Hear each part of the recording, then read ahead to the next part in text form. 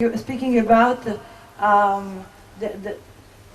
journalist as deemed treated by the. Well, it's interesting, but the point, in my opinion, as a journalist and the columnist on the field, well, I think that the problem is much bigger. Look, you say that giving the proofs that things went differently, then this will start changing the public opinion, this will make things better. It's not true at all.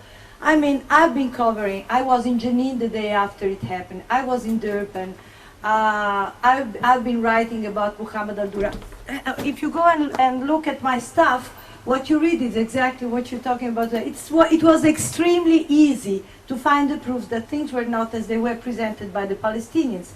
When I was in Jenin, I saw it with my own eyes, that it was not a cumulo of people lying beyond the earth. I spoke to the soldiers, and then the day after, I was able to write exactly what happened there. If the other journalists were willing to do the same things, they would have done it. So it's not that then you have to go and discover. When Mohammed Al-Durah was killed, you go and look at my articles. It's written there.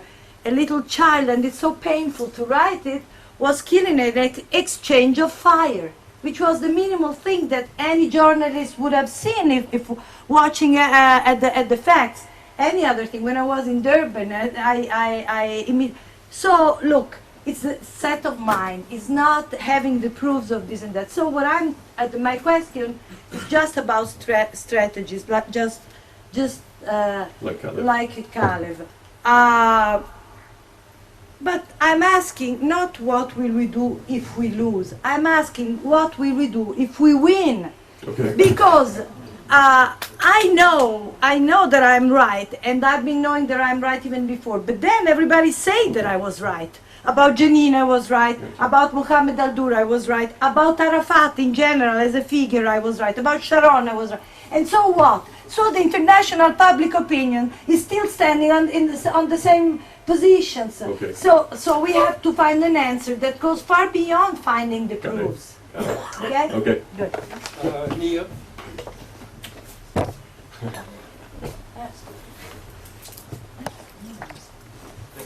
Richard, trying to distill your main argument, or perhaps one of your main arguments, I believe you spoke, and you mentioned quite a number of times this syndrome, this part near bombs.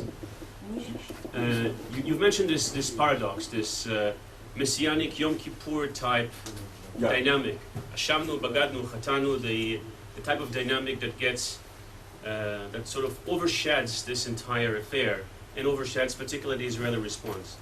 And you know, just following that, so by this extension, I assume that you mean that the Israeli response from the time of the Samia report actually raised quite a number of questions in line of what you have just outlined.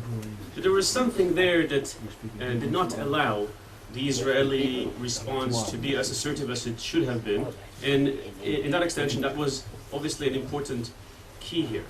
I want to challenge that. I want to just ask if this overall paradox or syndrome, is this the key, or should we go into some further fine-tune points about people involved, people in charge, strategies, structural issues between the foreign ministry and the prime minister's office? I regret that the representative of the foreign ministry just left.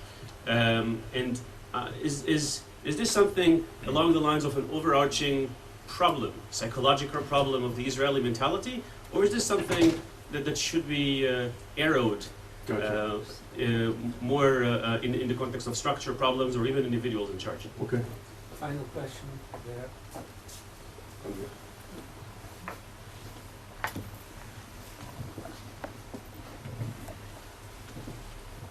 My name is Andre Moses.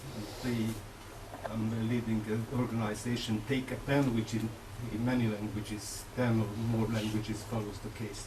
First of all, I want to tell you why I came from Haifa to hear Professor Richard Landes, and I didn't come to see President Bush. But President Bush's visit is news.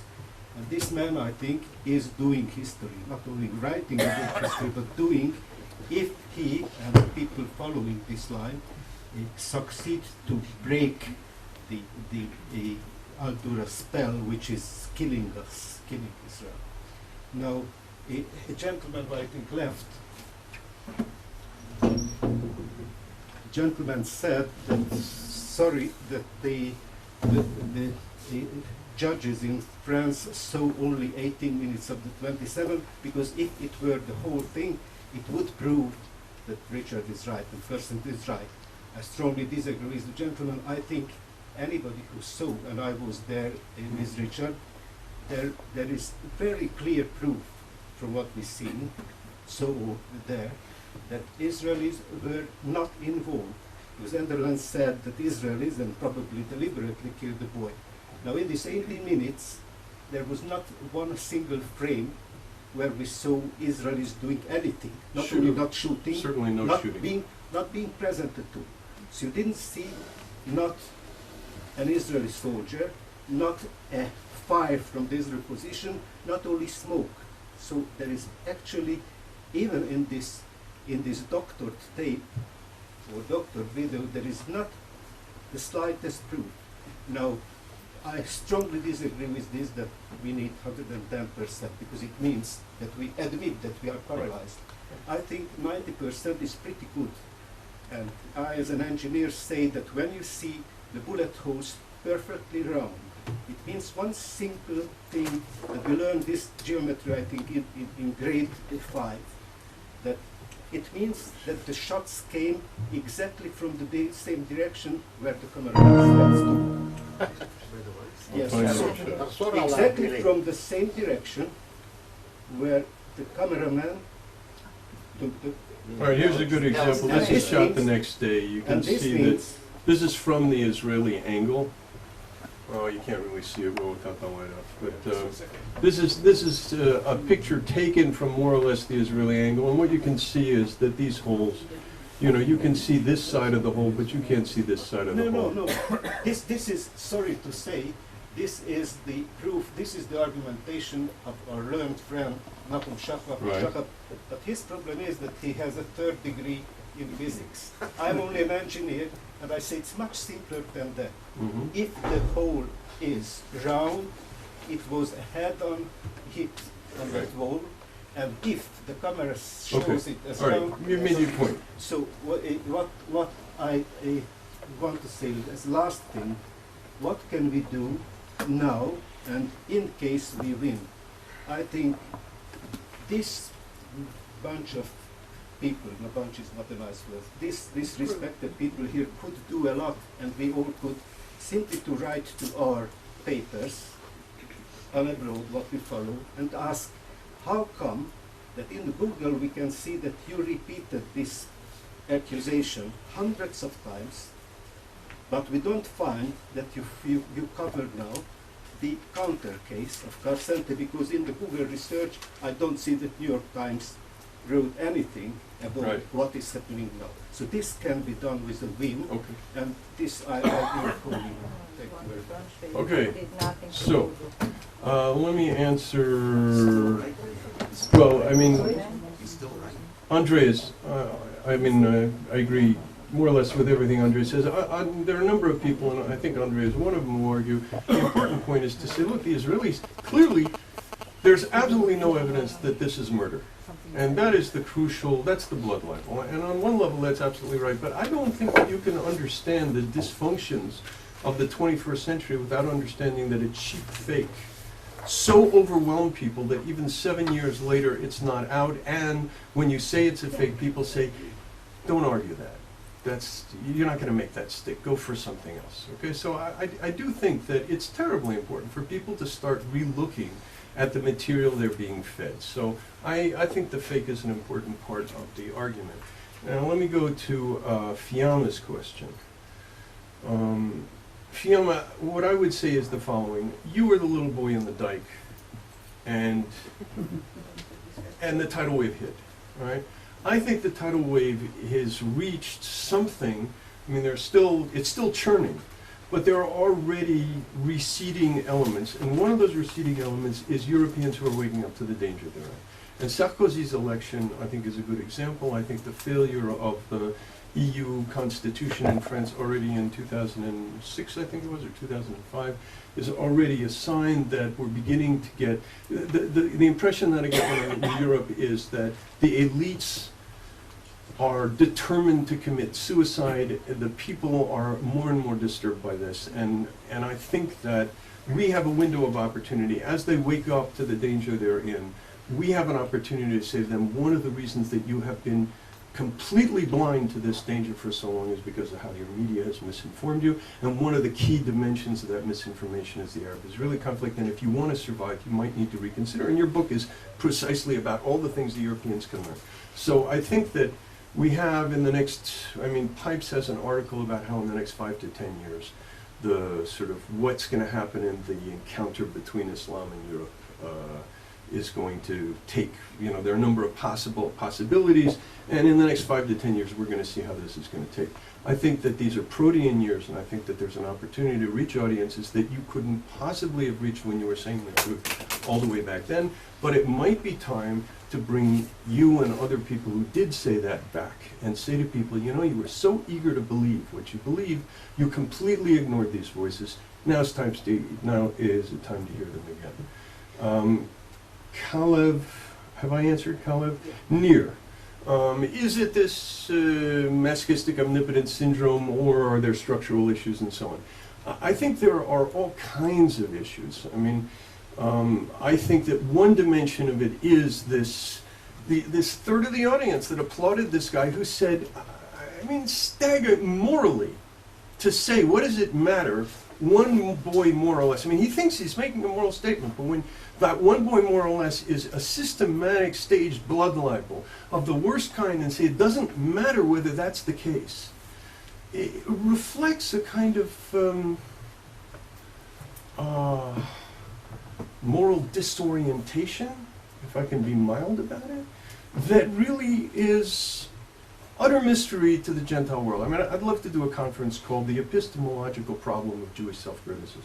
It would just be a way in which Jewish self-criticism, admitting to things they haven't committed, disorients epistemologically Europeans and other people outside trying to understand what's happening. Because, after the Intifada broke out, NPR did a piece on the origins of the conflict. And so they had, two Palestinians, both of them saying the Israelis were at fault for the refugee problem. And they had one Israeli saying it was the Arabs who were responsible, another Israeli I think it was Tom Segev, beating his breast and saying, no, it's our fault. So the average Gentile is going to walk away and say, okay, so it's 75% Israel's fault. You can't deal with reality if you don't understand the radical difference between Palestinian, Arab, Muslim culture on the one hand, and this extraordinary self-critical culture. But then to your question about structural things, there are clearly structural things at work. And there's academic, there's media, there's governmental, there are all kinds of forces that are reluctant to come to terms with what's going on. I talked to a CNN reporter who's worked for 20 years here, and he's really fed up. And he said, the problem with the Israelis is they don't take Hasbara seriously because they think it's for girls. And I think that until the Israelis start paying attention to the fact that Hasbara is probably, at this point, the largest single battlefield on which they are fighting for their existence, and take it seriously, and are willing to spend $10 million not on another tank, but $10 million on serious Hasbara, we're in trouble. Now, the real problem is, let's say they decided to spend $50 million. What would they spend it on? That's the real problem, because, tanks are nice. It's like the difference between hard sciences and soft sciences, You at least know who's brilliant in the hard sciences. In the soft sciences, you can have a total flake, and he sounds deep, and you go, ooh, he's big. Baudrillard is my favorite example. So there's a real problem here, and I think that we desperately need a kind of think tank, a kind of hothouse where you brainstorm on where to go.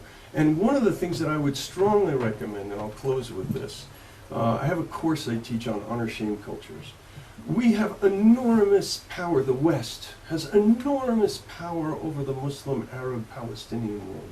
They are an honor-shame culture. The reason that they will kill reporters is because it really matters to them what their image is in the world. They really do care about this, and if they were to start losing the war of images, there are all sorts of interesting things that would happen, including the strengthening of all those voices of moderation that, for instance, Yigal Kalmon documents at memory. There's a whole, I have a colleague at BU, I can't wait to get back, I just read an article he wrote, can't wait to get back to meet him, a man named Haqqani, who, like Fareed Zakaria, is really clear on what's wrong with the Muslim world and this discourse of paranoia and grievance and rage that keeps them locked in their world. So there are all kinds of things that we have, there are all sorts of strengths, and we haven't sat down and systematically assessed what our strengths are, assessed what our possibilities were. And one of the problems with this right-wing, left-wing thing that it's driving me crazy is that the second you suggest something, it's immediately dismissed because it's right-wing. It's not right-wing, but the definition of what is right-wing and left-wing is so locked into such archaic stuff. The French have a great expression for it. It's très deuxième millénaire. It's very second millennium. We're in the 21st century, and it is a different century from the end of the 20th century, and we have to start adjusting. Thank you very much. Thank you very much.